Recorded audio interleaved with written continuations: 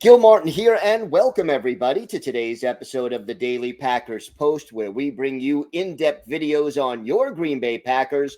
We have new episodes dropping every day, Monday through Friday, so hit the like button and subscribe so you never miss an episode. We're going to talk today about the keys to victory for the Packers in their Week 1 matchup against the Detroit Lions. Yes, the 2025 NFL season is finally here.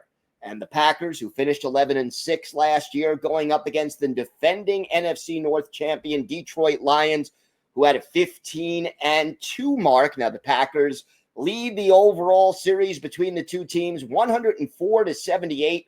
There were 7 ties. The Packers have won both playoff meetings, with those two happening in 1993 and 1994. We're going to break down 6 key areas for the Packers that if they accomplish the majority of these, they have a better chance of winning the football game.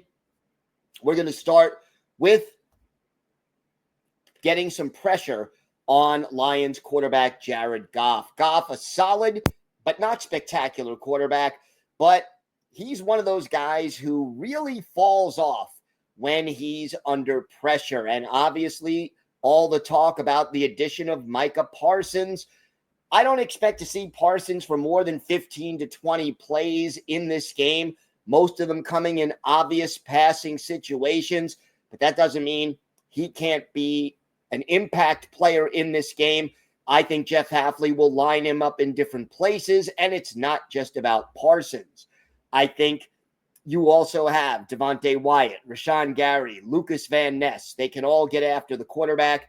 And keep in mind that while the Lions have excellent offensive tackles, they are without center Frank Ragnow, who retired, and their guards, Tate Ratledge and Christian Mahogany, are untested. So the middle of the offensive line kind of vulnerable for the Lions. If the Packers can get some pressure on Goff, they can limit his effectiveness.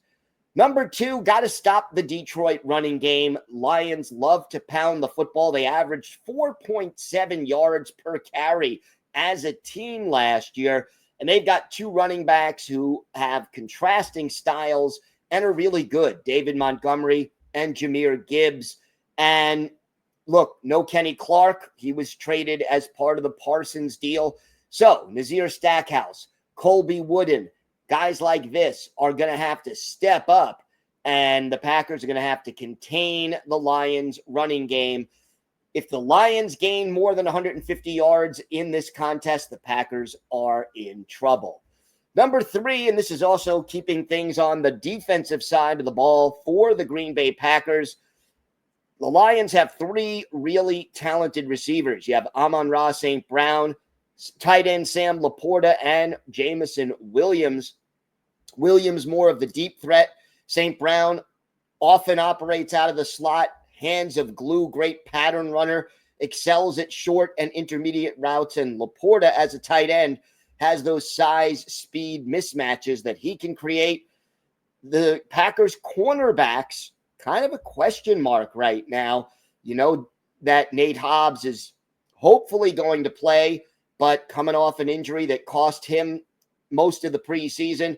You got Keyshawn Nixon and Carrington Valentine, but the corner room, the depth is a question mark, and it'll be interesting to see if the Packers can slow down this dangerous trio of receivers. And again, getting pressure on the quarterback makes life easier for the secondary. Over on the offensive side of the ball, the obvious first thing the Packers need to do is to contain Aiden Hutchinson. He is a weapon. Yeah, he missed the last 12 games last year, but he still led the Lions in sacks with 7.5, despite playing less than 5 full games. He was injured in week 5. Hutchinson, this will be his first game back since that horrible injury that he suffered last year. We'll see how close to his full recovered self he is.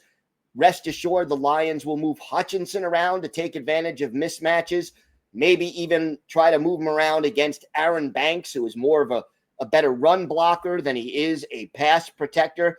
Elton Jenkins dealing with a back injury. He should play, but Zach Tom, Rasheed Walker, all the Packers offensive line, they can't let Hutchinson disrupt the Green Bay passing game.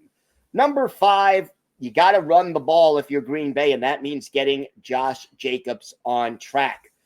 And look, Jacobs was the focal point of the Green Bay offense last year. I think he'll be a little less of a focal point this year if Jordan Love does stay healthy. But the Lions gave up an average of 4.5 yards per carry last year. I think Josh Jacobs, Emmanuel Wilson, and Chris Brooks can put together a solid trio of backs that will get the Packers running game going and keep the Lions honest. That'll also open up things for Love a little bit, not facing as many 3rd and longs.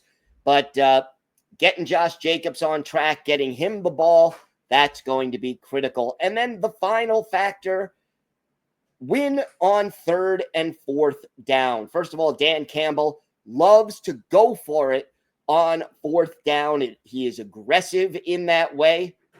And they converted 2/3 of their opportunities when they did go for it on 4th down last year. Green Bay needs, especially on defense, to win 3rd and 4th downs to disrupt the Lions' ability to go on long drives and put up a lot of points. As for my prediction in this game, as Micah Parsons and Matthew Golden make their Packers debuts, I think the Packers are catching Detroit at the right time. The Lions have a new offensive coordinator and a new defensive coordinator, and it may take a little time for these guys to get comfortable. I think Matt LaFleur and Jeff Hafley have an edge when it comes to play calling against these inexperienced players, coaches rather. That being said, the Lions are a formidable opponent, and it's going to be a close game. My prediction for the final score, Packers 33, Lions 31. We'll see how it all plays out. Sunday, 3:25 Green Bay time, 4:25 Eastern time. Should be a great game as the Packers return to action at Lambeau Field. Don't forget to check out our website at thepackerspost.com for in-depth articles on the Packers. New articles every day, Monday through Saturday. Here on YouTube, hit the like button and subscribe so you never miss an episode of the Daily Packers Post. I'm Gil Martin. Have a great day. Enjoy the game. And, of course, go Pack Go.